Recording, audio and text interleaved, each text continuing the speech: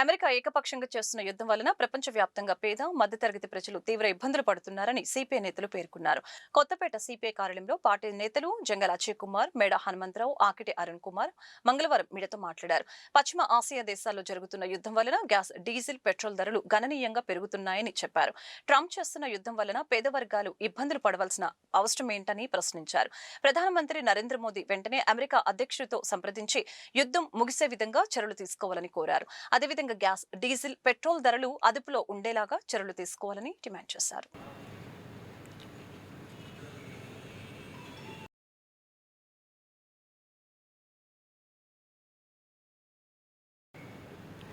ఈ రోజున ప్రపంచవ్యాప్తంగా యుద్ధ మేఘాలు కమ్ముకుంటున్నటువంటి ఒక భయానకమైనటువంటి వాతావరణం ఏర్పడుతూ ఉంది. ఈ భయానకమైనటువంటి వాతావరణం ఏర్పడటానికి ప్రధానమైనటువంటి కారణం డొనాల్డ్ ట్రంప్ యుద్ధోన్మాద వైఖరి, సామ్రాజ్యవాదులకి అనుకూలమైనటువంటి వైఖరి, చిన్న చిన్న దేశాల్లో ఉన్నటువంటి సంపదను కొల్లగొట్టాలనేటటువంటి దుర్బుద్ధి, వీటన్నిటితోటి ఇవాళ ఇరాక్ పైన అమెరికా యుద్ధం ఇజ్రాయెల్ని ప్రోత్సహిస్తూ తాను ప్రత్యక్షంగా పాల్గొంటూ రోజుకొక రకమైన స్టేట్మెంటు, ట్రంప్ అహంకారపూరితమైన స్టేట్మెంట్లన్నీ కూడా ఇస్తూ ఉన్నాడు. దాని పర్యవసానంగా ప్రపంచవ్యాప్తంగా తీవ్రమైనటువంటి ఒక అన్రెస్ట్ ప్రారంభమై ఇది ఎటు నుంచి ఎటు దారి తీస్తుందో, మూడో ప్రపంచ యుద్ధం కూడా రావచ్చేమో అనేటటువంటి కథనాలు ప్రజల్ని భయాందోళనకి గురి చేస్తూ ఉన్నాయి.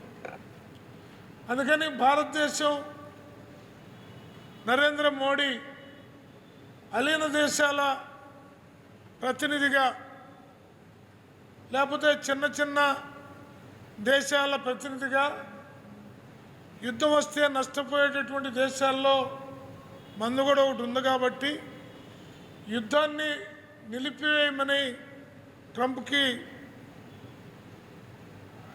నరేంద్ర మోడీ సంప్రదించాల్సినటువంటి అవసరం ఉందని సిపిఐగా తెలియజేస్తూ ఉన్నాం. ప్రపంచవ్యాప్తంగా ఇలా యుద్ధ మేఘాలతోటి అతలాకుతలవుతున్నాయి. డొనాల్డ్ ట్రంప్ రెండోసారి అధికారంకి వచ్చిన తర్వాత ప్రపంచ దేశాలకు అధిపతినైన నేను, నాకు శాంతి బహుమతి, నోబెల్ బహుమతి రాలేదనే ఆక్రోశంతో ఇవాళ సామ్రాజ్యవాదంగా ఉండి అణు వ్యాపారాలు చేసుకోవడం కోసం ఇవాళ చిన్న చిన్న దేశాల మీద రెచ్చగొట్టి ఇవాళ అక్రమంగా ఏదైతే ఆయుధ సంపదలు ఉన్నాయో వాటన్నిటినీ స్వాధీనం చేసుకోవటం కోసం ఇవాళ ఇరాక్ మీద, అదేవిధంగా అమెరికాను, ఇజ్రాయెల్ చేసిన దాడులు చాలా దుర్మార్గంగా ఉన్నాయి. యుద్ధాల మూలాన చిన్న చిన్న పిల్లలు, స్కూల్స్ చాలా ఇబ్బంది పడుతూ ఉన్నారు. కానీ భారతదేశంలో ఆ పద్ధతుల్లో ఇవాళ యుద్ధం జరుగుతూ ఉంటే ఇవాళ ప్రపంచవ్యాప్తంగా కూడా అన్రెస్ట్ కలిగి మూడో ప్రపంచ యుద్ధం వస్తామని వచ్చి ప్రపంచంలోని దేశంలోని ప్రజలందరూ ఇవాళ భయాందోళనగా ఉన్నారు. కానీ భారతదేశం లాంటి అభివృద్ధి చెందిన దేశంలో ఇవాళ సుమారు 143 కోట్ల ప్రజలుంటే వాటిల్లో రోజుకు 2 పూటలు తిండి తినడానికి దిక్కులేని పరిస్థితులు 40 కోట్ల మంది ప్రజలు ఉన్నారు. ఇటువంటి పరిస్థితుల్లో ఈ యుద్ధాల వల్ల ఇటువంటి భారతదేశం ఆర్థికంగా వెనుకబడిపోయి ఇప్పటికే నానా ఇబ్బందులు పడుతూ ఉన్న పరిస్థితులు కనపడుతూ ఉన్నాయి. అదేవిధంగా ఇవాళ డీజిలు, గ్యాస్ ధరలు విపరీతంగా పెరిగిపోతూ ఉన్నాయి. కానీ అంతర్జాతీయ చమురు, ముడి సరుకులు మాత్రం ధరలు తగ్గినప్పుడు మాత్రం పెట్రోల్, డీజిల్ ధరలు తగ్గించలేదు. ఇవాళ మాత్రం యుద్ధాల పేరుతోటి ఇవాళ విపరీతంగా పెంచి 5-10 రూపాయలు తగ్గించి ఇవాళ ఇళ్లలో వాడుకునే గ్యాస్కి 60 రూపాయలు, కమర్షియల్గా 115 రూపాయలు పెంచి ఇవాళ ప్రజలను అడ్డి విరిచే పద్ధతుల్లో అంతర్జాతీయ మహిళా దినోత్సవం ప్రకటించుంటే అంతకంటే దుర్మార్గం మరొకటి లేదని చెప్పి చెప్తాను. ఈరోజు మన రాష్ట్రంలో చూసినట్లయితే అనేక సమస్యలతో రాష్ట్ర ప్రజలు అలాడుతూ ఉన్నారు.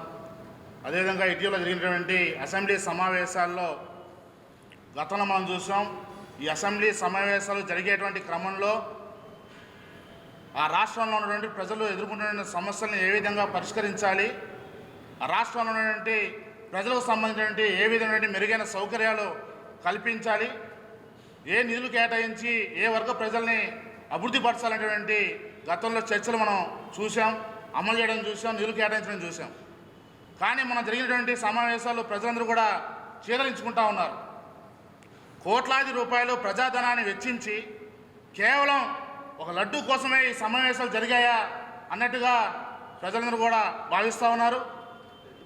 ఈ విధమైనటువంటి సమావేశాలను నిర్వహించడంలో ప్రజలకు ఉపయోగకరమైనటువంటి అసెంబ్లీ సమావేశాలు నిర్వహించడంలో ఎన్డీఏ కూటమి ప్రభుత్వం పూర్తిగా విఫలమైందని చెప్పేసి సిపిఐగా భావిస్తూ ఉన్నాం. ఏ సమావేశాల్లో భాగంగా అసెంబ్లీ సాక్షిగా చంద్రబాబు నాయుడు గారు ఒక ప్రకటన చేశారు. ఆంధ్ర రాష్ట్ర ప్రజలకి, యువతకి ప్రధానంగా ఒక ఉచిత సలహాని పడేశారు.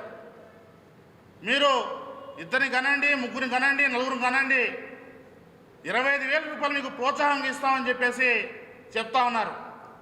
మేము ఒకటే అడుగుతా ఉన్నాం, ఈ ఆంధ్ర రాష్ట్రం సంబంధించినటువంటి ఉన్నటువంటి యువతీ యువకులు చదువుకొని డిగ్రీ పట్టాలు పూర్తి చేసి బయటకు వస్తున్న క్రమంలో ఇప్పటికే వారికి ఉద్యోగాలు లేకుండా అల్లాడిపోతూ ఉన్నారు.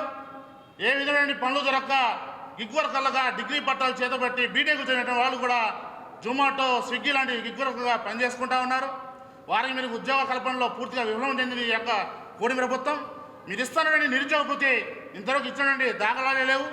జాబ్ క్యాలెండర్ సంబంధించి ప్రతి సంవత్సరం కూడా ఏ సంవత్సరం ఆ సంవత్సరం తర్వాత సంవత్సరం చెప్పి మీరు వాయిదా వేస్తూ ఉన్నారు.